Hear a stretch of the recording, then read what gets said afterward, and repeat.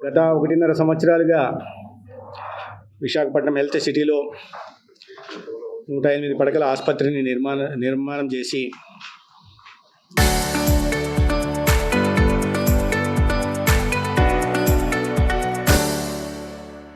అన్ని బ్రాడ్ స్పెషాలిటీస్తో విశాఖపట్నం ప్రజలకి ఒక నాణ్యమైన వైద్య సేవలు అందిస్తున్న మెడ్సీ హాస్పిటల్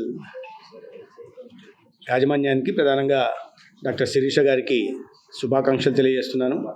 ఇవాళ ఈ ఆర్థోపెడిక్ సర్జరీ చేయడానికి, ప్రధానంగా నీ రీప్లేస్మెంట్ సర్జరీ చేయడానికి మారుతున్న కాలంలో టెక్నాలజీని అనుసంధానం చేసుకుంటూ ఈ సర్జరీ ప్రక్రియని మరింత సరళతరం చేయడానికి, హీలింగ్ సమయాన్ని తగ్గించడానికి వాళ్ళ robotic surgeries, active robotic surgeries చేస్తున్న సందర్భంగా ఆ యూనిట్ని ప్రారంభించడం సంతోషంగా ఉంది.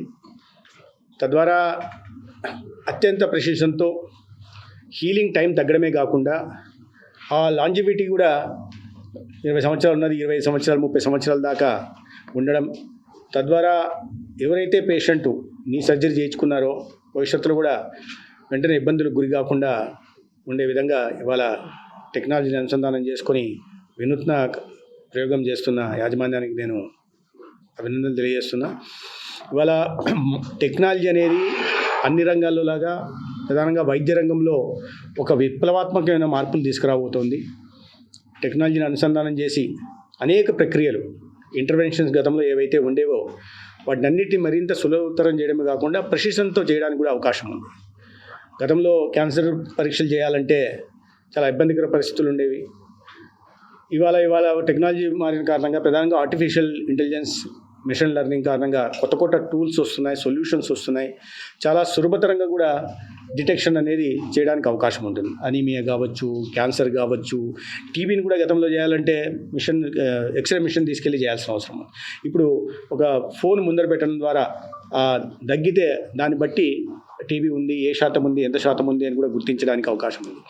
దీన్ని ప్రధానంగా దృష్టిలో ఉంచుకొని ఒక ఈ మార్పుల్ని ప్రభుత్వ సంస్థల్లో కూడా తీసుకురావడం కోసం గౌరవ ముఖ్యమంత్రి చంద్రబాబు నాయుడు గారి నాయకత్వంలో రాష్ట్రంలో ఒక కమిటీ అండ్ అప్లైడ్ టెక్నాలజీస్ని నియమించి దాంట్లో ఐసీఎంఆర్, అదేవిధంగా ఐఐటికి సంబంధించిన సైంటిస్టులను పెట్టి, ఎక్స్పర్టీస్ కమిటీని కూడా పెట్టి, వీటిలో ఈ కొత్తగా వినూత్నంగా స్టార్టప్స్ ఏవైతే వస్తున్నాయో కొత్త టెక్నాలజీని, ఆరోగ్య సేవలు మరింత మెరుగు చేసే విధంగా వస్తున్న వాటిని ఒక ఎవల్యూషన్ ప్రాసెస్ ద్వారా రతన్ టాటా ఇన్స్టిట్యూట్ ఆఫ్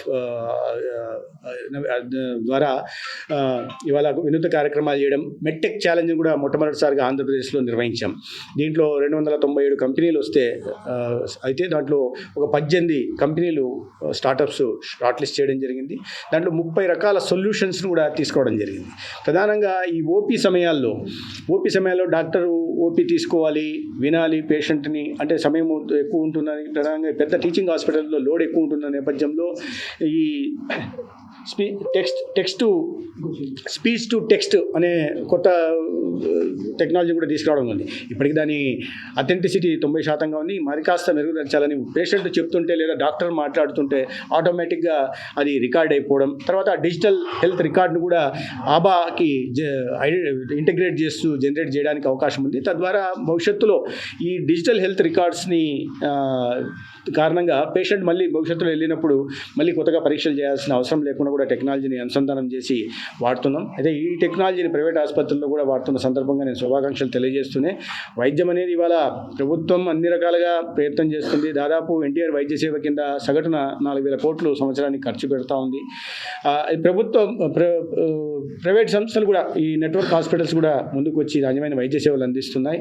అయితే ఈ వ్యాపారమైన సమయంలో ఆరోగ్యాన్ని ప్రధానంగా పేదలను దృష్టిలో పెట్టుకొని డాక్టర్లందరూ కూడా పవిత్రమైన వైద్య వృత్తిలో ఉంటున్నారు కాబట్టి ప్రతిదీ వ్యాపార పరంగా చూడకుండా, ప్రతిదీ కూడా ఈ వాణిజ్యపరమైన దృక్కోణంలో కాకుండా కాస్త సేవాభావంతో మానవతావాదాన్ని అందించి ఈ వస్తున్న పేషెంట్లకి నాణ్యమైన వైద్య సేవలను అందించాల్సిందిగా నేను కోరుతున్నా. రాష్ట్రంలో ప్రధానంగా ఇవాళ నాన్ కమ్యూనికబుల్ డిసీజెస్ పెరుగుతున్న నేపథ్యంలో, గతంలో కమ్యూనికబుల్ డిసీజెస్ సవాల్గా ఉండేవి, ఇవాళ నాన్ కమ్యూనికబుల్ డిసీజెస్ పెరుగుతున్నాయి. దానికి హైపర్ టెన్షన్ కానీ లేకపోతే డయాబెటీస్ కారణంగా ఇవాళ దానికి సంబంధించిన అనేక వ్యాధులు, సికేడీస్ కానీ సివిడీస్ కానీ లేదా వాతావరణ మాల్న్యూట్రిషన్ కారణంగా సిఓపిడీస్ కానీ లేకపోతే క్యాన్సర్ కానీ పెరుగుతున్న నేపథ్యంలో ఈ 80% డిసీజ్ బర్డన్ ఉంటున్న నాన్ కమ్యూనికబుల్ డిసీజ్ని ఐడెంటిఫై చేసి జిల్లాల వారీగా మ్యాపింగ్ కూడా చేయడం జరిగింది.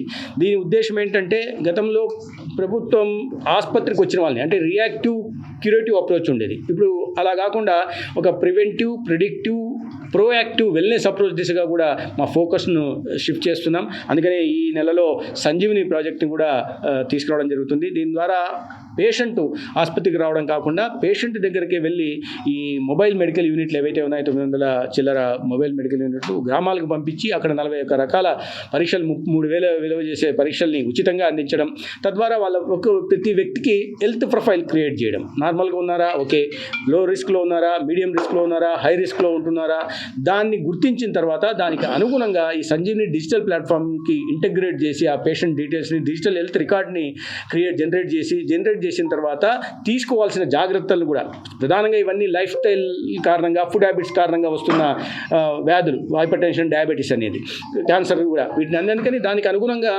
సలహాలు ఇవ్వడం, లైఫ్ స్టైల్ చేంజెస్ గురించి సూచనలు చేయడం, అదేవిధంగా ఫుడ్ హ్యాబిట్స్ గురించి కూడా వాళ్ళకి సలహాలు ఇవ్వడం ద్వారా అంటే మొబైల్లోనే మీ రిపోర్ట్ మొబైల్లో వచ్చేస్తుంది వాట్సాప్ రూపంలో. తర్వాత డాక్టర్ చూసిన తర్వాత అవన్నీ కూడా వివరాలన్నీ మొబైల్లో తీసుకోవచ్చు. మీ ఆధార్ ఐడి, యూనిక్ ఐడి ఏదైతే ఉందో దాని ద్వారా ఎప్పుడు ఆసుపత్రికి వెళ్ళారు, ఏ రకమైన పరీక్షలు తీసుకున్నారు, ఏ రకమైన ప్రిస్క్రిప్షన్ డాక్టర్ ఇచ్చారు, ఏ రకమైన మందులు వాడుతున్నారు, ఇప్పుడు ఏ స్థాయిలో ఉందనే పూర్తి వివరాలు ఉంటున్నాయి. ఒక్కొక్క ఇండివిజువల్ సెంట్రిక్ హెల్త్ కేర్ దిశగా ఇవాళ ప్రయత్నం ఆంధ్రప్రదేశ్లో జరుగుతూ ఉంది. దీన్ని టెక్నాలజీని కూడా వాడుకుంటున్నాం. For better health care services delivery టెక్నాలజీని కూడా అనుసంధానం చేసుకుంటున్నాం. ప్రైవేట్ రంగంలో కూడా వస్తున్న మార్పుల్ని స్వాగతిస్తూ ఇప్పటికే అంటే ప్రతిదీ టెక్నాలజీ కారణంగా రోబోలు రీప్లేస్ చేయలేవు డాక్టర్ని. డాక్టర్ చాలా ఇంపార్టెంట్. ఇప్పుడు ఈ మెడికల్ ఇన్ఫర్మేషన్ రోబోటిక్ అసిస్టెంట్లు వచ్చేసాయి ఇప్పుడు మనం చూస్తున్నట్టుగా.